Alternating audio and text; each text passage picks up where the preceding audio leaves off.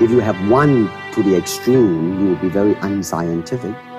If you have another to the extreme, you become all of a sudden a mechanical man. So therefore, it's not pure naturalness or unnaturalness. The ideal is unnatural naturalness or natural unnaturalness. Hey guys, welcome back to the Naturally Unnatural podcast. My name's Jacob, and today we're going to talk about social media.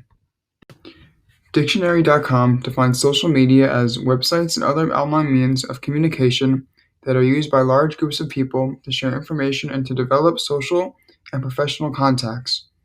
I define it as an endless stream of facades, one after another, like a conveyor belt in which we scroll and scroll to the point where we lose control of ourselves and what makes us individuals. How does social media affect us? According to the Royal Society of Public Health, rates of anxiety have increased 70% in the last 25 years. 9 out of 10 teenage girls are unhappy with their body. 7 out of 10 teenagers experience cyberbullying, and 37% of those teens experience it frequently. Why do we think this is? When I scroll through social media, particularly Instagram, I see photos on photos of what appear to be bliss. It's as if nothing is wrong in anyone's life, and nothing has ever been wrong. The 70% of people with anxiety is masked with a big smile and a Starbucks coffee in their hand. This is the bulk of all social media, and if our socials are a representation of who we are and how we're doing, then our lives cannot be more perfect. We're constantly on the beach with our friends, having parties, and eating the best food we can find. It seems that we don't need any improvement at all. Author Sean McCabe once said, "You will never influence the world by being just like it." And the first thing I look to when reading this quote is the term influence. If you ask anyone who makes their income by posting on social media what they do for a living, they'll tell you they're an influencer. Many of these influencers are people who flaunt their bodies and even Photoshop their image to make themselves look better than they actually do. All of these influencers promote false images of perfection and many times make money off of it. If they are all the same and doing the same thing, are they really making an influence? If they are making an influence, it's a negative one. 9 out of 10 teenage girls are unhappy with their bodies, and social media is the cause of this insecurity around the world. To really make an influence in this digital age, be honest with your followers. If you're having a bad day, say that. If you're feeling lonely, post that. Because chances are there are people who feel the same exact way that you do, and if all they see is perfection in their world of imperfection, they'll feel even worse.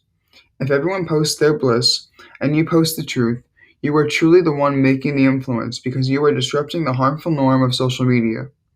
Break the pattern of perfection.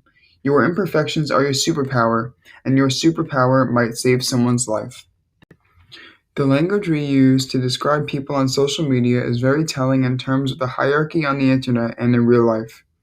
When an influencer describes their popularity on Instagram or other social media, they would say something like, "I have 50,000 followers."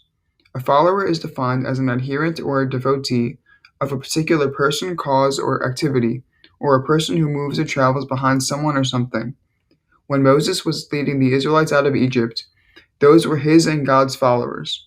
Moses can truly be called an influencer because he made a difference in the Israelites' lives, but social media has cheapened what influence and followers really are, because the truth is the majority of influencers today don't make a difference of any kind, and their followers enable them to have a lack of real influence. Social media is to be thought of as a city, and the 2.4 billion users are the contributing citizens. In so many posts, I see comments filled with hate and harm in the form of insults and shaming. Is this a city you would live in? Philosopher John Paul Sartre once said, "Hell is other people," and in his play titled No Exit, 3 people are in a room and they all want to escape the other's stares in the confined space, but they can't because they've died and this room they seem to be stuck in is hell. The idea is that when someone dies, the last impression they had of that person is the one that is cemented in history. Or when we are alive, we can do things to change how people view us. If we were to adapt this quote to today, it would translate to, "Hell is social media, and one's gaze is replaced with another's posts." We are constantly bombarded with lies and falsities of people's lives. While we are still alive, we can change our approach to social media by being more transparent with their audience, rather than depicting a facade. While I don't post on social media often, I know that I'd rather show an honest depiction of my life, showing the hardships and the accomplishments that may come of those hardships, instead of just showing the rewards I've reaped. Life isn't easy, and social media certainly makes it seem that way. After we've gone into the afterlife, our social media is cemented as a timeline of our life. Would you rather depict your truth or a false narrative? Many influencers choose the latter, and if we peddle perfection to the imperfect, impressionable youth, what will the repercussions be? Everyone is blemished in some way, and social media personas only show the makeup covered guys. The purpose of this episode is to share some of my gripes with social media. But yes, social media can be a great tool, and there is a place for every social media to have positive effects in our lives. One example is body positive models or influencers. Beauty comes in all shapes and sizes, and these types of accounts are creating positive spaces for girls that feel like they don't fit in with the majority of influencers on social media. I personally have met many of my friends on social media, and I'm constantly meeting new people daily. Social media is only positive when you make it positive, and I feel that many people use it for the wrong reasons, which is to show the highlights in their life, making it seem like this is their life in its entirety.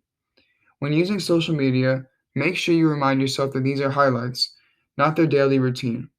Make sure to use it in a positive way. Meet new people, share your inspirations, be honest, and be proud. Thanks for listening, guys. My name is Jacob, and this has been the Naturally Unnatural podcast.